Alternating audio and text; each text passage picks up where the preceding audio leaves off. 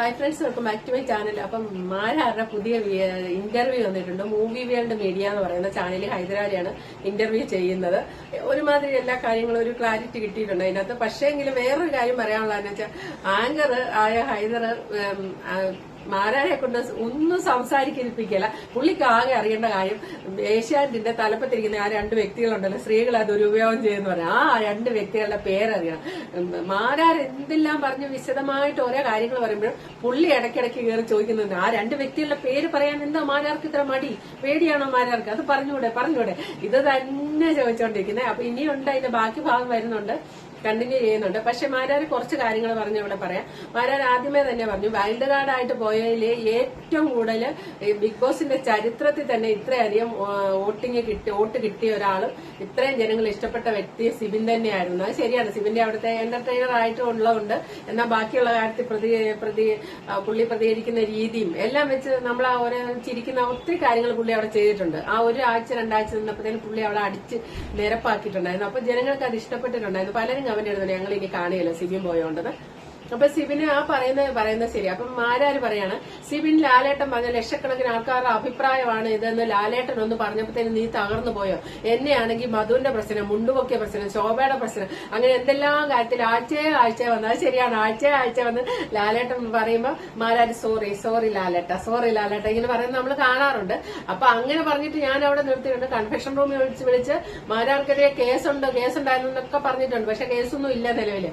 കേസുണ്ടെന്നൊക്കെ പറഞ്ഞു. ഇതൊക്കെ കഴിഞ്ഞിട്ട് ഞാൻ നിന്നില്ലേ, നിനക്ക് ഇത്ര ധൈര്യം ഇല്ലെന്ന് ചോദിച്ച് സിബിനെ കളിയാക്കി വീഡിയോ ഇട്ട ആളാണ് മാരാർ എന്ന് പറയുന്നുണ്ട്. അത് ശരിയാണ്, അങ്ങനെ ഇട്ടാണ്. പക്ഷെ സിബിൻ പുറത്തിറങ്ങിയപ്പോൾ മാരാരെ സത്യങ്ങൾ പറഞ്ഞു. ആ മരുന്ന് കൊടുത്തോ പോലും പുള്ളി ഗൂഗിളിൽ സെർച്ച് ചെയ്തപ്പം ആ മരുന്ന് ഈ ഡിപ്രഷനൊക്കെ കൂടെ വരാനുള്ള മരുന്നാണ്, മാനസികരോഗം പോലെ ആകാനുള്ള മരുന്നാണെന്നാണ് പുള്ളി പറയുന്നത്. അപ്പം മാരാര് പറയുന്നത് ഇതൊരു നല്ല ഷോയാണ്. ഹൈദർ ചോദിക്കുന്നുണ്ട്, ഈ ഷോയെ നശിപ്പിക്കുന്ന പോലെയല്ലേ നിങ്ങൾ സംസാരിച്ചത്?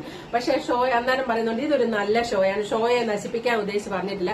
ഈ ഷോ ശരിക്കും പറഞ്ഞ ജനങ്ങൾ ഇഷ്ടപ്പെടുന്ന, പ്രേക്ഷകർ ഇഷ്ടപ്പെടുന്ന വ്യക്തി ആരാണോ അവരെ ജയിപ്പിച്ചുകൊണ്ടിരണം. വോട്ടിങ്ങിൽ ഇപ്പോഴും മാരാർക്ക് വിശ്വാസമുണ്ട്. വോട്ട് കിട്ടിയിട്ട് തന്നെയാണ് സാബു മോനും ഞാനും ഒക്കെ ജയിച്ച്. ജനങ്ങളുടെ വോട്ടിങ്ങിൽ ഒരു വിശ്വാസമുണ്ട്.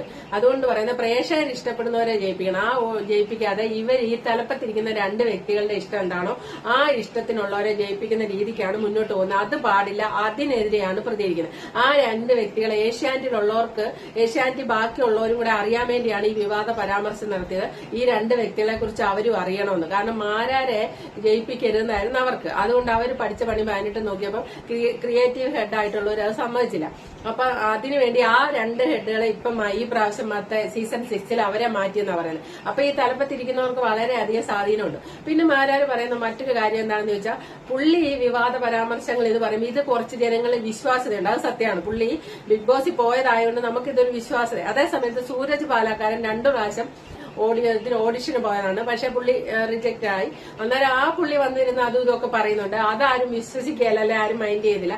എന്നാൽ മാരാർ അവിടെ പോയി ജയിച്ച് കപ്പടിച്ച് വന്ന മത്സരാർത്ഥിയാണ്. അപ്പൊ പറയുമ്പോൾ അതിന്റെ ഉള്ളിലെ കാര്യങ്ങൾ കുറച്ചുകൂടെ വിശ്വാസതയുണ്ട്. അത് വെച്ചാണ് പറയുന്നത്. അല്ല ഷോ നശിപ്പിക്കുക എന്നുള്ളതല്ല, ഏഷ്യാനെറ്റിലെ ബാക്കിയുള്ളവരും കൂടെ ഇതൊന്നും അറിയണം എന്നുള്ള രീതിക്കാണ് പറയുന്നത്.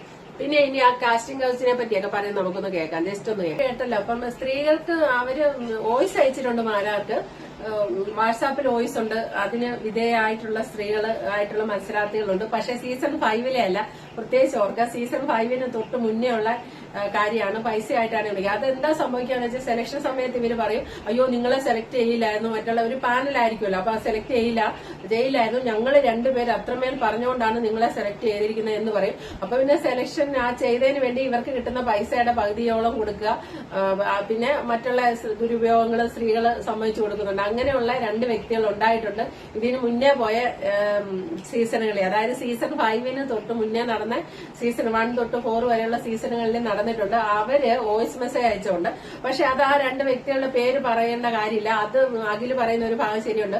ഈ രണ്ട് സ്ത്രീകൾക്ക് പരാതി ഇല്ല എന്നുള്ള രീതിയാണ്. ഇനി അവർക്ക് പരാതി ഉണ്ടെങ്കിൽ അവര് പരാതി കൊടുക്കുന്ന സമയത്ത് അവരെ സപ്പോർട്ട് ചെയ്ത് മാരാര് നിൽക്കും. അല്ലാതെ മാരാർ ഇപ്പൊ അത് വിളിച്ചു പറഞ്ഞ് അവരുടെ പേര് വിളിച്ചു പറയേണ്ട കാര്യമില്ല. ഹൈദർ ഇവിടെ ഈ പേര് പറഞ്ഞു കൊടുത്ത് വലിയ വിവാദം വിവാദത്തിലേക്ക് കൊണ്ടേ ആ രണ്ട് വ്യക്തികളെ നിർത്താനും എല്ലാത്തിനും വേണ്ടി പിന്നെ അവരെ വിളിച്ചൊരു 2 ഇന്റർവ്യൂ നടത്തി. ഇതൊക്കെയാണ് ഹൈദർ ആലോചിക്കുന്നത്. പക്ഷെ അഖിലിനെ അതിന് കിട്ടിയില്ല, അഖില് പിടികൊടുത്തില്ല, പേരൊന്നും പറഞ്ഞൊന്നുമില്ല.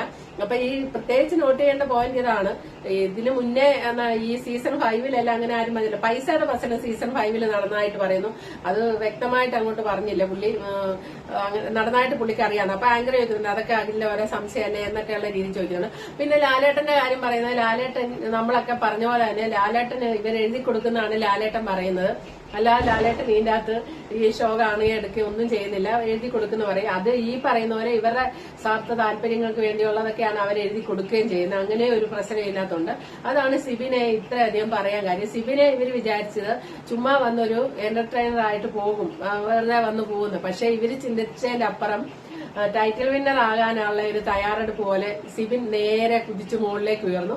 അപ്പൊ അവർക്ക് സിബിനെ പുറത്താക്കേണ്ടത് അവരുടെ ആവശ്യമായിരുന്നു.